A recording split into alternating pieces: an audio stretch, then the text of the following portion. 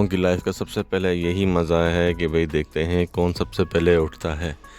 कहते हैं कि भाई कौन सबसे आगे है, दुनिया उसने आगे देखनी है। तो यहाँ का मौसम और यहाँ की सुबह बड़े मज़ेदार होती है। और ये किसी सिंगल बंदे की रूटीन नहीं है, पूरे इलाके की रूटीन इसी तरह है। और शाम को बस मगरिब और इशा के बाद सो जाना, ये इनकी रूटीन है। शहर वालों ने कभी ये नहीं सोचा होगा कि भाई किसान की क्या अहमियत है, उसका क्या रोल है इस पाकिस्तान में, क्या कंट्रीब्यूशन है और आपकी लाइफ में, ठीक है ना, डेली लाइफ में उसका क्या किरदार अदा है। आज तक कोई नहीं सोचता, ना कभी किसी ने उसको रिस्पेक्ट दी, ना उसका कोई बोलता ना एजाज़, कोई रिस्पेक्ट, ऐसा कभी कुछ नहीं हुआ क्योंकि नीड नहीं पड़ी ना आप लोग को, इसलिए उसकी ज़्यादा अहमियत नहीं है किसान की। आम लाइफ में सालाना भी डाल दो, कभी भी डाल लो तो भाई हाँ न्यूज़ चल पड़े किसी किसान की, फिर शायद मेरे ख्याल से आप लोग सोचो कि हाँ भाई किसान भी कोई चीज़ है, वरना किसान के बारे में कोई नहीं सोचता। अस्सलाम वालेकुम नाज़रीन, वेलकम बैक टू आडी मगानी व्लॉग्स। उम्मीद है आप सब खैरियत से होंगे, ठीक ठाक होंगे।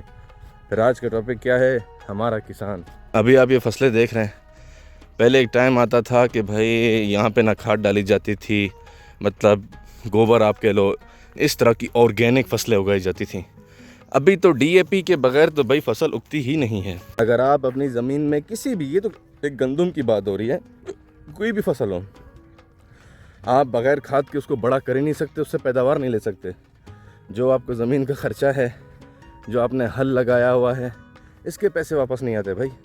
तो ये हाइब्रिड आपका क्या ख्याल है, पाकिस्तानी बना रहे हैं, बाहर से आती है, आपका इसराइल देता है। हाइब्रिड का काम शुरू उसने किया, कोई नहीं मानेगा, लेकिन टेक्नोलॉजी उन्हीं की है, उन्होंने इसको हाइब्रिड किया। और आप कह सकते हो आपको मुज़ार सेहत, वो कहते हैं ना, सेहत में बीमारियां ज़्यादा पैदा करने वाली ये खादें हैं। आप नाइट्रोजन और पता नहीं क्या कुछ इसमें डलता है, जिस तरह हम कहते हैं ना कोयटा में वो सब्ज़ी जो आती है नाले वाली, वो भी ठीक है। फिर जब ये ठीक है तो वो भी ठीक है। तो हाइब्रिड सीड्स का क्या निज़ाम है, खाद के बगैर नहीं उठेगी, पैदावार ही नहीं देगी, आपको लॉस होगा। तो हाइब्रिड का ये सीन है। और आजकल जितनी भी फसलें हैं, आप तो आपकी मुफ्ती कराम ने ये दे दिया है बयान कि भाई गंदम को छोड़ दें, गंदम ना खाएं। आप यकीन करें, तारिक मसूद ने कहा गंदम ना खाएं, वो गंदम रही ही नहीं। रोटी छोड़ दो, आप सारे फसाद की जड़ी आजकल की गंदम है। हम आ गए अपने ट्यूबवेल पे और अगेन नहाने का मूड है, क्योंकि यार यहाँ पे गर्मी टाइप लगती है। अभी तक मौसम वैसा नहीं हुआ, क्योंकि कोयटा वाले हम ठंड के आप कह सकते हो जो भी, लेकिन इस साइड की जो गर्मी है वो हमसे कुदरती बर्दाश्त नहीं होती। तो हर दूसरे दिन आपको पता है नहाना पड़ता है। तो यहाँ पे नहा के आता मज़ा है, सीधी सी बात है। तो इसलिए भाई ये वजह बनती है कि मैं यहाँ आता हूँ नहाने के लिए। तो चलते हैं, पहले नहाते हैं। अब ये देखें ना, इधर खुले में नहाने का मज़ा ही कुछ और है, सब्ज़ा ग्रीनरी। लोग स्विमिंग पूल के लिए पता नहीं क्या कुछ करते हैं। तो ये आप कह सकते हो कि भाई हम जट बंदे, जो आप कह सकते हो जो फार्मर्स हैं, उनके लिए इससे प्यारी जगह नहाने की और कोई भी नहीं। और पानी भी अच्छा होता है, तो ज़मीन से निकल रहा है। आपको पता है कि सर्दियों में गर्म और गर्मियों में ठंडा होता है। तो वक्त ज़ाया ना करते हुए तो हम चलते हैं इसके अंदर, क्योंकि मैंने कपड़े चेंज करने हैं, तो मैंने ज़रा चेंज करके नहाता हूँ। अल्हम्दुलिल्लाह जी, मैंने तो नहा लिया है। और मुझे वैसे बुखार हो रहा था, इसलिए थोड़ा धूप पे बैठ गया। क्या करें जी, गुजारा करना पड़ता है। और हम यहाँ ठंड को जो है बड़ा आम ले लेते हैं, लेकिन ठंड यहाँ की जो है अंदर घुसती है और आपको बीमार कर देती है। हम उस ठंड को इग्नोर करते हैं कि यार इससे ज़्यादा हमने ठंड देखी है। नहीं, यहाँ की ठंड नम है। और उसने फ़िलहाल नज़ला आप कह सकते हो, कमर में थोड़ा बहुत कमज़ोरी फील हो रही है, मतलब जैसे लग रहा है कि बुखार हो रहा है। ऐसे बात हो रही थी जी बड़े ज़मींदार की। तो ज़मींदार जो हैं, बड़े ज़मींदार का तो एक अलग ही रोल है इस ज़मींदारी वाले खाते में। शायद मैं गलत भी हो सकता हूँ इस बारे में। बड़े ज़मींदार वो बंदे हैं भाई, आपकी प्राइस को भी कंट्रोल कर सकते हैं, आपके निज़ाम को कंट्रोल कर सकते हैं। इनके पास बड़ी ताकतें होती हैं। ये तो आप लोग खैर नहीं जानते, हमने तो देखा हुआ है। तो इनका जो इलाका होता है वहाँ पे असर रसूख इन्हीं का चलता है, क्योंकि जी ज़मींदार हैं, पैसा है, पावर है। तो ये चाहें तो भाई आपकी ग्रेन्स का, आप कहते हो ना, उसका कंट्रोल इनके हाथ में होता है। ये चाहें तो उसको 5,000 की भी कर दें, ये चाहें तो उसको 10,000 की भी कर दें। ये डिपेंड करता है उनके मूड पे। और आप यकीन करें कि बड़े ज़मींदारों को, और सब्सिडी भी सबसे ज़्यादा इन्हीं को मिलती है फर्टिलाइजेशन में। फर्टिलाइज़र जब ये बोलते हैं ना, फर्टिलाइज़र जब ये ख़रीदते हैं, जब ये कोई सीड ख़रीदते हैं। और मैंने कहा ना, इनके पवे बहुत ऊपर तक होते हैं। मेरी नज़र में इनको 22वें ग्रेड का किसान आप कह सकते हो कि जी, ब्यूरोक्रेट ऑफ फार्मिंग, बड़ा ज़मींदार, लैंडलॉर्ड। और आप ज़मींदार से ये मतलब नहीं है कि जी ये मेरी आप ज़मीन देखो वहाँ तक, चलो भाई मिसाल है, या यहाँ तक कि भाई ये बड़ा ज़मींदार है, इसके पास बड़ी ज़मीन है। नहीं भाई, ये हम छोटे मोटे ज़मींदार हैं। मैं तो इसको अब सच्ची बात पूछो तो मैं अपने आप को ज़मींदार भी नहीं मानता। अल्लाह का शुक्र है कि वाकई अल्लाह ने ज़मीन दी है, मैं ज़मींदार हूँ, लेकिन मुकाबले में हम कुछ भी नहीं है। जिसका एक टुकड़ा मैं कहता हूँ मुरब्बों में हो आप, उसके साथ हमारा क्या मेल भाई। हम ज़्यादा से ज़्यादा 100 बोरी उठा लेंगे, एक मिसाल है 120 बोरी उठा लेंगे। अगला भाई 500 बोरी सिर्फ अपने एक टुकड़े से उठा लेता है। टुकड़ा मीन्स एक मुरब्बे से, या जिस तरह भी हो सकता है मैं गलत हूँ, लेकिन मैं सिर्फ समझाने के लिए आपको कह रहा हूँ कि बड़ी ज़मींदार 22वें ग्रेड के ब्यूरोक्रेट की तरह है भाईजान, उसके पास बहुत कुछ है। अब आप यकीन करोगे या नहीं करोगे कि तरह से ज़मींदार थे, मैं नाम नहीं बताता, गवर्नमेंट के थ्रू जो है उनको घंटे मिलते हैं ट्रैक्टर के कि यार आप ये काश्त करें तो हम आपको जो है गवर्नमेंट ट्रैक्टर के उसको जो है फ्री आवर्स दिए जाते हैं, डीजल भी उन्हीं का होता है, सब कुछ। तो ये एक प्लानिंग का हिसाब होता है। हमें कहाँ मिलता है, हमें सब कुछ खुद करना है भाई। ये ट्रैक्टर भी ये ख़राब हो गया, ये भी स्प्रे, खाद, अला बला सब कुछ। मुझे वो वक्त याद आता है जब मैं लाइनों में खड़ा था, खाद नहीं मिल रही थी, ट्रक पे खाद मिल रही थी और लाइनों में खड़े थे और खाद नहीं मिलती थी। शनाख्ती कार्ड के ऊपर जो है सिर्फ आपको 1 बोरी दी जाती थी, और जबकि खाद की ज़रूरत आपको 1 एकड़ पे समझो 2 बोरियां आपको चाहिए थी। अब एक मिसाल, अगर 8-10 एकड़ मेरे पास थे तो भाई 1 बोरी एक शनाख्ती कार्ड पे किस तरह पूरी करता। उसका हल क्या निकला, मैंने ब्लैक में ख़रीदी। 4000 की चीज़ मैंने 7000 रुपये में ख़रीदी, 9000 रुपये में ख़रीदी। यूरिया की बात कर रहा हूँ। अब ये बात बताने का मकसद ये है कि भाई एक छोटा किसान जो है वो हैंड टू माउथ तक है। एक फसल उगाई, दूसरे पे लगा दी, उसके पास क्या बचता है आप सोचें। आपको पता है छोटा ज़मींदार जो होता है वो एक फसल उगाने के लिए अपने कीमती जानवर तक बेच देता है कि भाई चलो कुछ आ जाएगा, फसल हो जाएगी, दूसरे जानवर उसमें भी पल जाएंगे। तो छोटा ज़मींदार मैंने कहा ना कोई हैसियत नहीं रखता। तो आप ये भी समझें कि भाई छोटे ज़मींदार के पास ट्रैक्टर और इस तरह की चीज़ें नहीं होती। अगर आप इंटरेस्ट लो तो आपको समझाऊँ, जो 14,500 की आ गई आपकी DAP, और ट्रैक्टर का घंटा तकरीबन यहाँ पे चल रहा है 2500 रुपये, आई थिंक, हाँ 2500 रुपये। ट्रैक्टर वाले की खिदमत अलग करनी होती है, उसका चाय पानी रोटी सब जो है वो जो ज़मींदार बुला रहा होता है उसने खिलानी होती है। बड़े ज़मींदार के तो अपने ड्राइवर रखे हुए होते हैं यार, उनको तो तनख्वाह मिलती है क्योंकि ज़मीनें ज़्यादा होती हैं, उन्होंने 18,000 20,000 रुपये में बड़े काम करने होते हैं। तो अगर यूरिया खाद की बात करें तो कम से कम आई थिंक 3 मरतबा जो है आपको देनी पड़ती है ये गंदम उगाने में। तकरीबन अभी चल रही है 4500 रुपये की 50 kg। तो आप अंदाज़ा लगाओ कि यार एकड़ पे मैंने आपको कहा 2 बोरी लगती हैं, तो आप हिसाब लगाएं कि 4-5 एकड़ वाले ने 3 मरतबा वो बोरियां डालनी है, तो उसका कैलकुलेशन आप खुद कर लें। अब ऐसा नहीं है कि भाई छोटे किसान को फ़ायदा नहीं होता, उसको फ़ायदा ज़रूर होता है, लेकिन ये है कि इतना नहीं होता। 1/4 आप कहते हो ना कि वो लगा चुका होता है। ये तो था सिर्फ और सिर्फ इन्वेस्टमेंट कि जब आप फसल उगाते हैं, अभी ये जो जिस तरह आप देख रहे हैं, इसके बाद इसको दोबारा पानी लगेगा, पानी का ख़र्चा। यहाँ पे तकरीबन जो सोलर के वो देख रहे हैं सोलर लगे हुए हैं, सोलर से पानी लेते 600 रुपये घंटे के हिसाब से।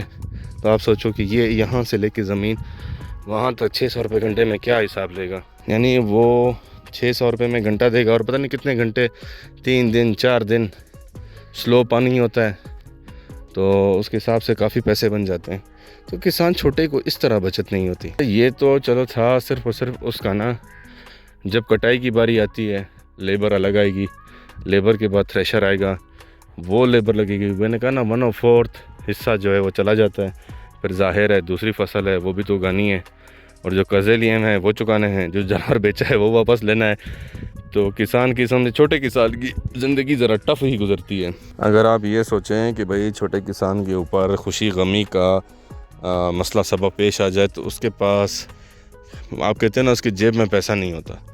उसने ज़ाहिर है फिर अगेन कोई चीज़ बेचनी है या उधार लेना है, क्योंकि उसके पास, मैंने आपको कहा ना, ज़मींदारी में क्या कर लेगा यार वो। इतना आपको कैलकुलेशन दी है, अब आप खुद समझें कि यार किसान की कितनी इंपॉर्टेंस है और कितनी कुर्बानियाँ हैं, वो अपनी लाइफ लगा देता है। मैं भी किसान रह चुका हूँ, अब तो ज़ाहिर है किसान गिरे नहीं करा, थोड़ी बहुत कभी कर भी लेते हैं, तो अगर आप किसान से पूछें उसका शौक़ क्या है, वो अपनी लाइफ में क्या चाहता है, ना उसने दुबई जाना है, ना उसको ज़्यादा स्पोर्ट्स कार, आप कहते हैं ना अच्छा लिबास, इस चीज़ का शौक़ नहीं है। उसका शौक़ चंद खूबसूरत जानवर जो उसकी जगह पे उसके दिल को मुतमईन करें, किसी और को दिखाने के लिए नहीं।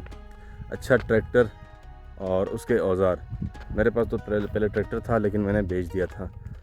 तो आप सोचें कि यार क्या ख्वाहिशात है ये, एक जायज़ ख्वाहिशात। ट्रैक्टर इसलिए कि आपकी ज़िम्मेदारी में आपके पैसे ना लगें, सिर्फ डीज़ल का ख़र्चा हो, औज़ार अपने हो, किसी से मांगना ना पड़े, उसका रेंट ना देना पड़े और अपना काम हो जाए। ये चंद ख्वाहिशात, जानवर, ट्रैक्टर, अपना औज़ार, रिस्पेक्ट, दैट्स इट। किसान और क्या मांगता है? एक ज़रूरी हाजात जिसको कहते हैं ना, ज़रूरी हाजात शौक़ नहीं। गमी खुशी में इतना इनफ पैसा हो कि किसी से मांगना ना पड़े और अपनी ख्वाहिशात जो है वो, ख्वाहिशात से मुराद ये खुशी गमी में वो अटेंड कर ले। ऐसा ना, अक्सर ऐसा होता है यहाँ पे मैंने देखा, लोग उधार लेके भी जाते हैं दूसरे की खुशी में, उधार लेके, और गमी में भी ऐसा होता है कहीं पे उधार ले लिया और वहाँ पे कर दिया। तो ये वन मोर थिंग ऐड कर रहा हूँ कि इतना कैश कि खुशी गमी में साथ दे सके, उधार पे ना आए। ये एक किसान की सबसे बड़ी ख्वाहिश है कि उधार पे ना आए।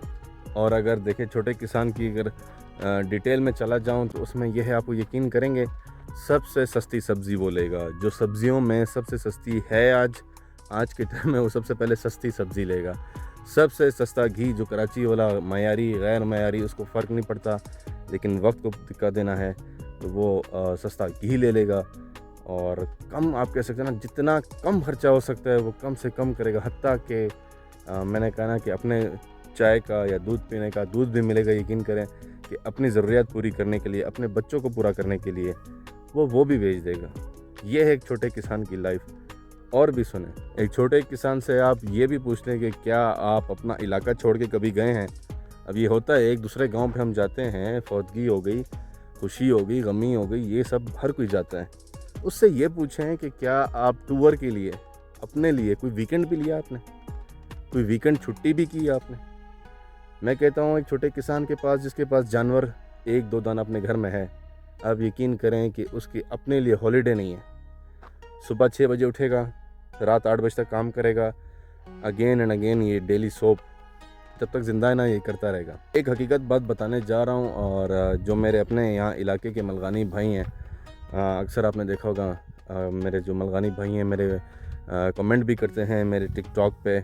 फ़िलहाल यूट्यूब पे सपोर्ट नहीं कर रहे, लेकिन उनको मैं रिक्वेस्ट करूँगा वहाँ पे भी आएँ। लेकिन मैं एक चीज़ बता रहा हूँ, उनको पता है, यकीन करें, यहाँ का बंदा, हमारे इलाके का हर एक बंदा अब नौकरी करना चाहता है। वो कहता है भाई चपड़ासी की लगा दे, सरकारी लगा दे, मेरे बच्चे को यहाँ से ले जा।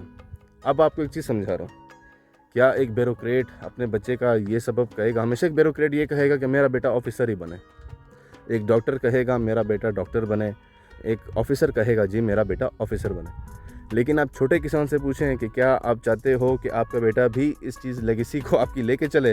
वो कहेगा नहीं, ये आगे जाए, मुझसे आगे की तरफ जाए, ये ज़िंदगी ना गुजारे जो मैंने सख्त गुजारी है, कॉम्प्रोमाइज़ ज़िंदगी ये ना गुजारे। यकीन करें, वो ये ज़रूर कहेगा। वो ये चीज़ ट्रांसफ़र ही नहीं करना चाहता, लेकिन बाकी सब ट्रांसफ़र करना चाहते हैं। पढ़ लिख के कोई डॉक्टर बन जाए, ऐसे हमारे कज़न भी ऐसे हैं, दूसरे हैं पढ़ लिख के माशाल्लाह डॉक्टर बने हैं। पीछे बैकग्राउंड चेक करें जी, किसान के बेटे हैं। तो किसानगिरी मैं कर रहा हूँ, ठीक है। अब बहुत ऐसे हैं जो नहीं कर रहे, ठीक है ना। वो चाहते यही हैं कि अभी कितने कॉल्स आती हैं, फ़ोन आते हैं। ये मैंने इसीलिए कहा कि जी जो मलगानी भाई मेरे बैठे हुए, वो जानते हैं कि यार जैसे इतनी कॉल आती है हमारे बेटे को नौकरी लगाओ। कहाँ से लगाएं भाई? थोड़ी हमारे पुप्पी के बेटे बैठे हुए अगले कहाँ सुनते हैं हमारी। बाकी नसीब भी है, लेकिन ये ट्रांसफ़र नहीं करना चाहते। अपनी जो हालत उन्होंने देखी है वो अपने बच्चों पे मुसलत नहीं करना चाहते। लेकिन एक बड़ा ज़मींदार जो है वो चाहता यही है कि मेरे बाद मेरी औलाद में इत्तफाक रहे, और ये ज़मींदारी, ये मलकगिरी, ये सरदारगिरी जो उनकी है वो कायम रहे, ट्रांसफ़र हो उनके ऊपर, और वो इसको संभालें। आपने तो यहाँ के ज़मींदारों से पता नहीं आप लोग का ताल्लुक़ है या नहीं, क्योंकि अक्सर ज़्यादातर मेरी वीडियो देखते हैं कोयटा वाले। ओवरऑल पाकिस्तान में चलनी चाहिए वैसे तो यार। वो चाहते हैं कि ये लेगेसी हमारी लेके चलें, हमारा नाम हमेशा रहे, उसके बाद ये मालिक बनेगा, ये सरदार बनेगा। लेकिन हमारे वाले नहीं चाहते। ये डिफरेंस समझाना चाह रहा हूँ भाई। ये बड़े लोग जब जाते हैं ना, ज़मींदार, वहाँ पे दफ्तर वाले जो ऑफिसर होते हैं वो इनके लिए खड़े हो जाते हैं। हम जैसे छोटे ज़मींदार का एक मिसाल दूँ, चौकीदार भी, स्कूल के चौकीदार भी इज़्ज़त नहीं करता भाई, अंदर ही नहीं जाने देता, प्रिंसिपल से नहीं मिलने देता। और ये हकीकत बात है। मेरे कज़न का इस तरह इशू हुआ था, वो अंदर ही नहीं जाने दे रहा था। फिर मैंने उसको तारुफ़ कराया चीज़ें की, फिर उसको समझ में आया कि हाँ भाई थोड़ी बहुत ये भी कुछ है, तब जाके उसने जाने दिया, वरना नॉर्मली जब मैं गया उसने नहीं आने दिया। तो कहने का मकसद है कि चौकीदार तक इज़्ज़त नहीं करता छोटे ज़मींदार का। बड़े तो माशाल्लाह फिर मैंने आपको बता दिया है। खैर मैं बुरा नहीं कह रहा, मैं ये कह रहा था कि यार लमसम मैं आपको चीज़ समझाऊँ कि भाई जिस तरह एक जॉब होती है, अब आप किसी डायरेक्टर के साथ डायरेक्टली किस तरह रवैया रखते हैं, और वो तारी ज़मीन वाला जो लोहार उसके पास आया था आप किस तरह रवैया रखते हैं, ये चीज़ समझा रहा था। और आपको पता है सबसे ज़्यादा ज़मींदारी जो है वो छोटे किसान की है, बड़ों की इतनी नहीं है। क्योंकि जो छोटे किसान हैं वो ज़िंदा हैं अपनी ज़मींदारी के ऊपर, ज़मींदारा कर रहे हैं। थोड़ी थोड़ी जो है कहते हैं ना, कतरा कतरा दरिया बनता है। मैं कहता हूँ सबसे ज़्यादा कवर ये करते हैं।